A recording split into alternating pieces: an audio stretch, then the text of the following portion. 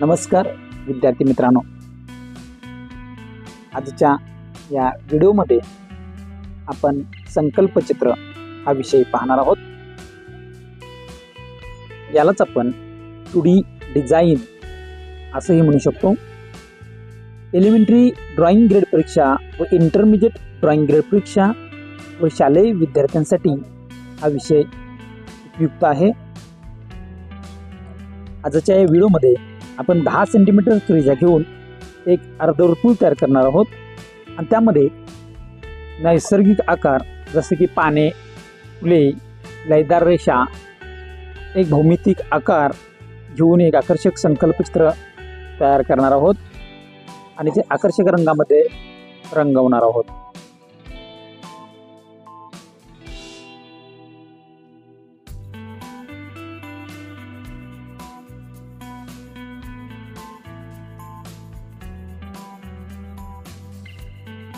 कंपासमध्ये 10 सेंटीमीटर त्रिज्या घेऊन अर्धवर्तुळ काढणार आहोत. काढलेल्या अर्धवर्तुळामध्ये दिलेले जे नैसर्गिक आकार आहेत यांची मांडणी आपण अर्धवर्तुळामध्ये करायची आहे. पाने, फुले, लयदार रेषा, भौमितिक आकार, या ठिकाणी आपण त्रिकोण हा भौमितिक आकार घेत आहे. या सर्वांची एक आकर्षकपणे मांडणी करून संकल्पचित्र तयार करायचं आहे.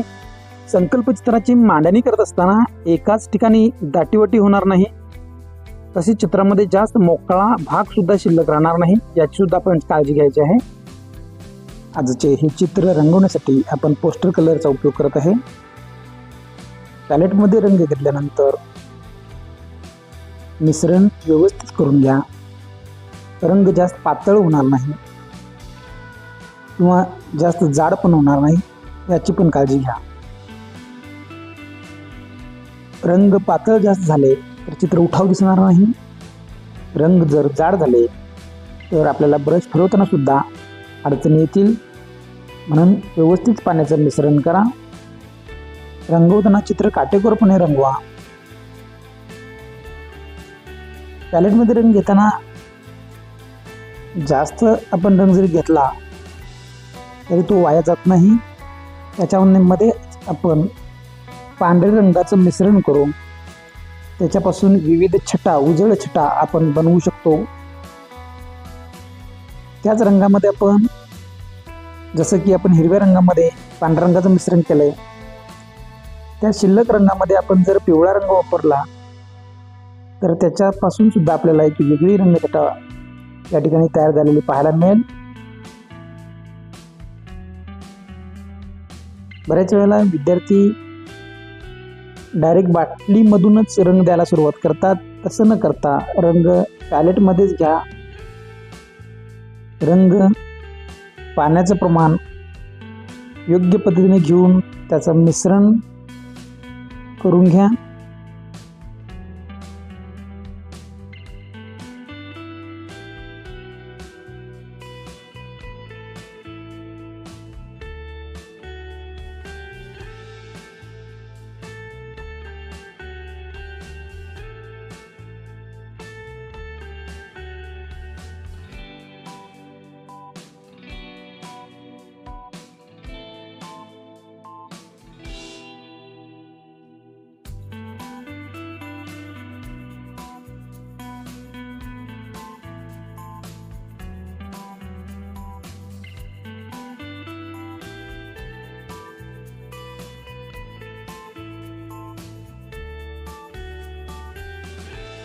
चित्र रंगवत असताना आपण काही भाग गडद रंगामध्ये रंगवणार आहोत, तर काही भाग आपण उजळ रंगामध्ये रंगवणार आहोत. अशा पद्धतीने जर आपण रंगवलं चित्र तर गडद रंगाच्या बाजूला आलेला उजळ रंग अधिक उठून दिसतो. त्यामुळे चित्र आपलं आकर्षक होतं. चित्रावरती आपली नजर फिरून राहते. यासाठी आपण गडद रंग आणि उजळ रंग यांचं मिश्रण करून या ठिकाणी चित्र रंगवणार आहोत.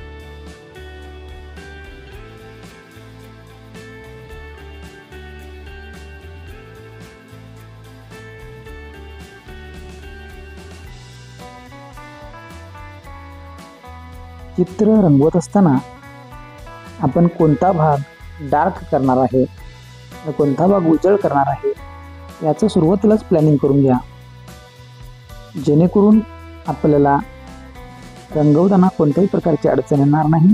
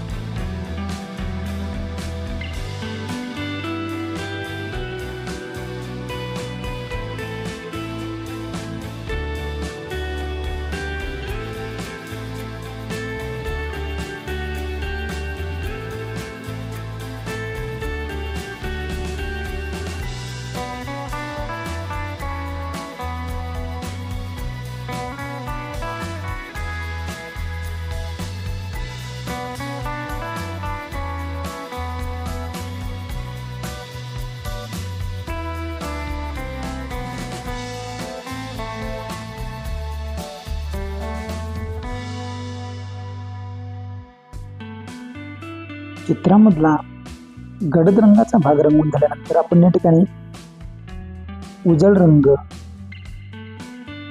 या ठिकाणी आपण ऑरेंज कलर, त्याच्यामध्ये थोडासा पांढऱ्या रंगाचं मिश्रण करून या ठिकाणी देत आहे.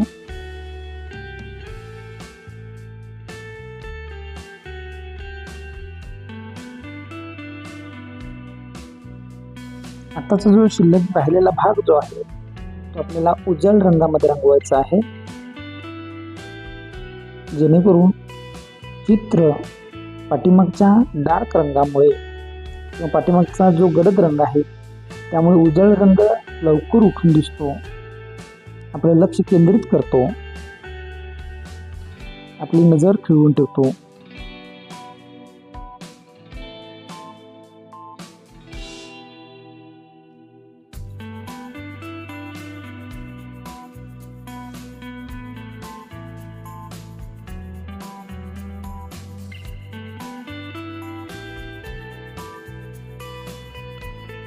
पाठीमागच्या बाजूला आपण जे गडद रंग दिलेले आहे त्या गडद रंगामुळे आता आपण जे उजळ रंग देत आहोत ते रंग चित्र उठून दिसायला मदत करतात.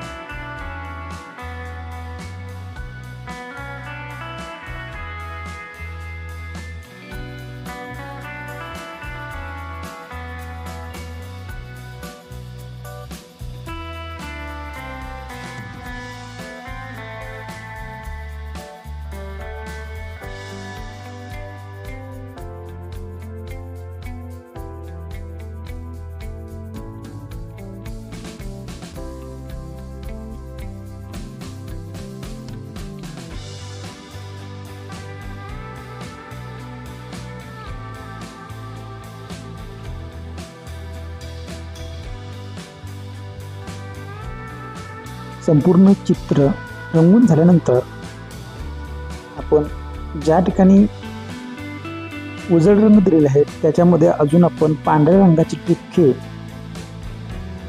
देऊन घेणार आहोत, जेणेकरून चित्राचा जो भाग आहे तो अधिक उठावदर्शक दिसेल. चित्र रंगवत असताना आपण आपल्या कल्पनेनं नवनवीन संकल्पनांचा उपयोग करून आपण चित्र अधिक आकर्षक कसं करता येईल याकडे आपण लक्ष द्यायचं आहे, जेणेकरून परीक्षेमध्ये आपल्याला चांगली ग्रेड मिळाला याचा फायदा होऊन जाईल.